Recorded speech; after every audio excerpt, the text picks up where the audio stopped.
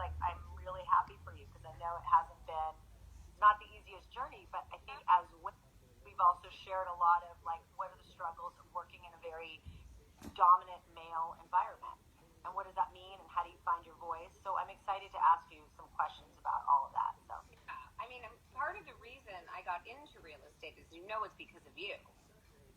It's in the book. I talk about, I remember after college, I was trying to act, you were, and, we were all struggling to kind of get jobs and figure it out. And I was like waiting tables on the side. I mean, you name it. And then I ended up starting to work at my dad's office, and you had just landed that, it was like your first big pilot. What was the name of it? Do you remember? Wasteland. Yeah. Wasteland? It was Wasteland. And you had just landed your first big pilot, and I was like, oh my God, she's freaking done it. Like, this is so crazy. And you called me, and I was like sitting at like my dorky cubicle, like, mortified at my life, just miserable, going, how did I end up here? And I was like, got on the phone with you, we were talking, you were on break, and I was like, how is it? Like, what's it like? Like, you've done it, you're there. And you were like, man, it is not what it cracked up to be. It's no theater school, like it was a business, and that's the thing about acting that I think, when we were younger and we were these creatives, and we got to be on stage and sing and dance and act and do this entire creative process that brought us so much joy. Once you actually start making money doing it, and I think that was the point that you were trying to make, that I was receiving, was that it's a business, just like anything else. And it really that stayed with me to the point where I said, well, what if I never what if it's a business? What if I don't make it? And what if, and I just had this big realization that I just wasn't sure I wanted to do it anymore. And that's sort of how I decided to make the transition into real estate. I mean, don't all failed actors become realtors? I don't know. First of all, I remember you being like, am I a failure if I quit doing this? And I'm like, babe, we just graduated college and just got go. What are you talking about? Like, we're kids. Like, we have so much that we need to pursue and find. I just think that we had, you loved acting, and just as a side note, Tracy and I danced together, and she's an amazingly talented actress and dancer and can do all of that. But I think we both questioned whether in a profession in the arts was something that we could sustain. We both had strong personalities.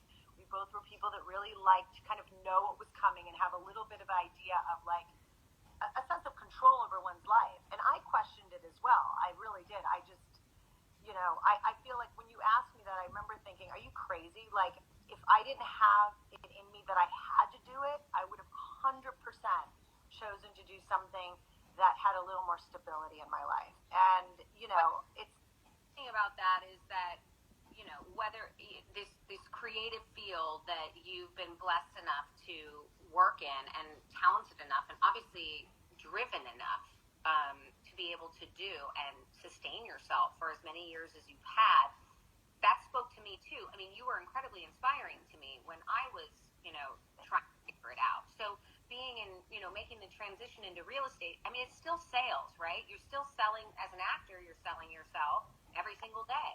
And I had that piece. Obviously, I had the training.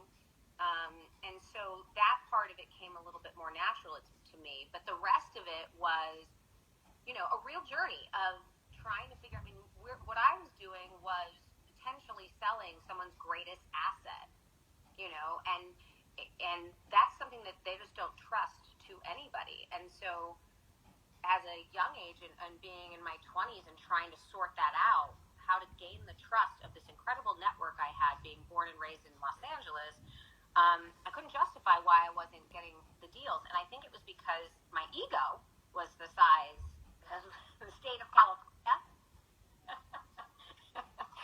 And, it's like I had to knock down. Remind me to get to the story about the time when you were chewing gum. We won't say what client it was, but it was a very big client. We're not going to say it, but when you were chewing gum. Yeah. Oh. And lost the job, and I remember you came to my house. Tracy went went to, she was referred to be the agent for a really big star client, and literally she drank some coffee and sort of, you went like in and you popped like a gum. But yeah, but back up for a second. I had already met with like the business manager, the attorneys. I sat at a conference table full of very powerful executives that represent this person, and it was bananas. And to get through all of that whole first piece of it was enough, and they liked me. So now I feel like, relatively confident walking into the meeting, and because I've got the team of business people behind me. And so I threw in a piece of gum because I had coffee breath. And so it did not go well. And when I walked out of the room, I got a hug goodbye from the attorney, and we'll speak soon. So I felt like it went okay. And then I got a call about 5 minutes after I got in the car, and they said, unfortunately, we're passing. And I was like, what's the problem? Well, the client had a real issue with the fact that you were disrespectful and chewing gum in the meeting. and that was a woman. It was the woman.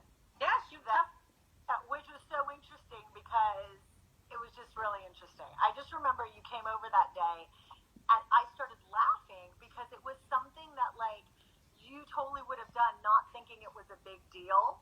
Right. It wasn't like I came in chopping it and blowing the bubbles. But I remember you saying that. I remember being like, I didn't come in chomping. It was just in the back of my mouth, and she must have seen it.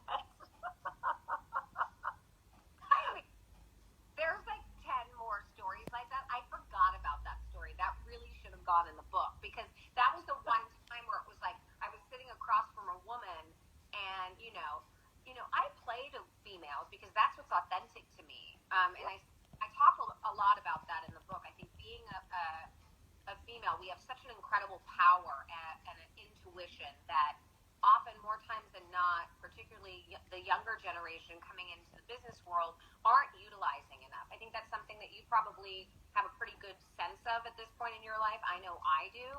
And, in a moment like that, somehow I missed that read.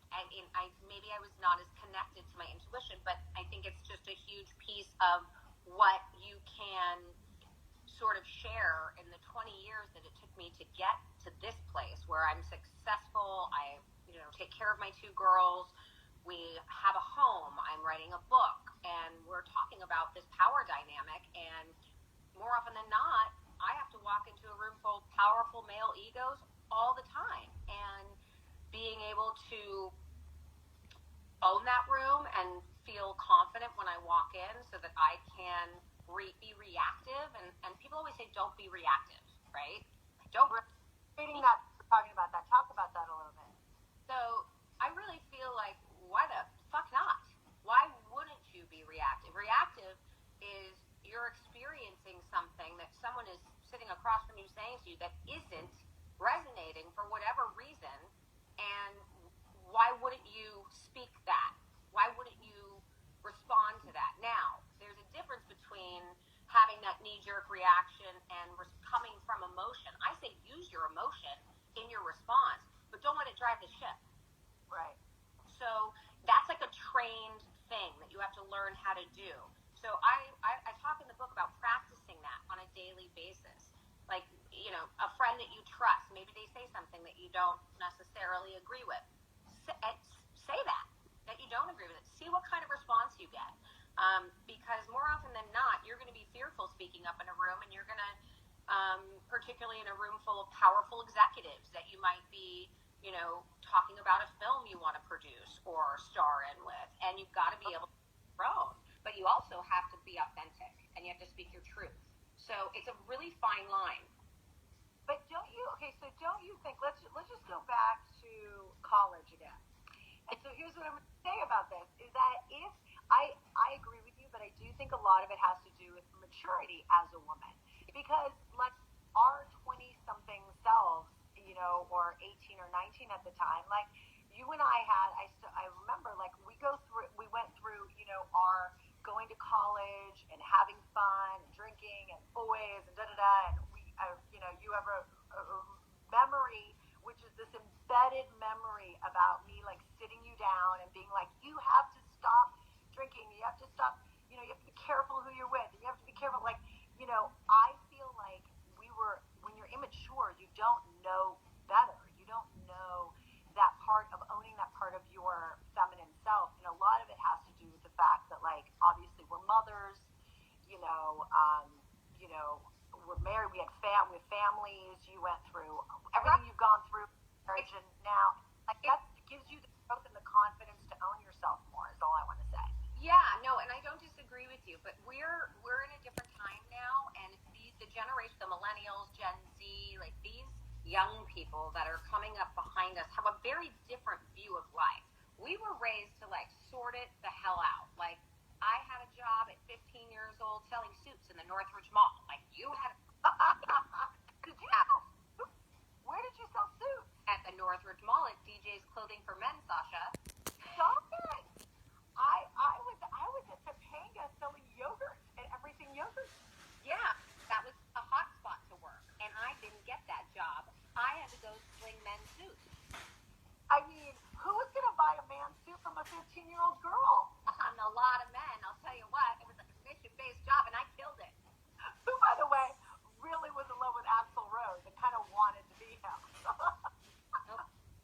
I mean, if you think about how we grew up, Sash, and the differences, and the reason it's kind of close to me is because most of the girls and even the guys that work for me are much younger. They're all like 33 down to 25. So like I have this experience of working with these generations every single day.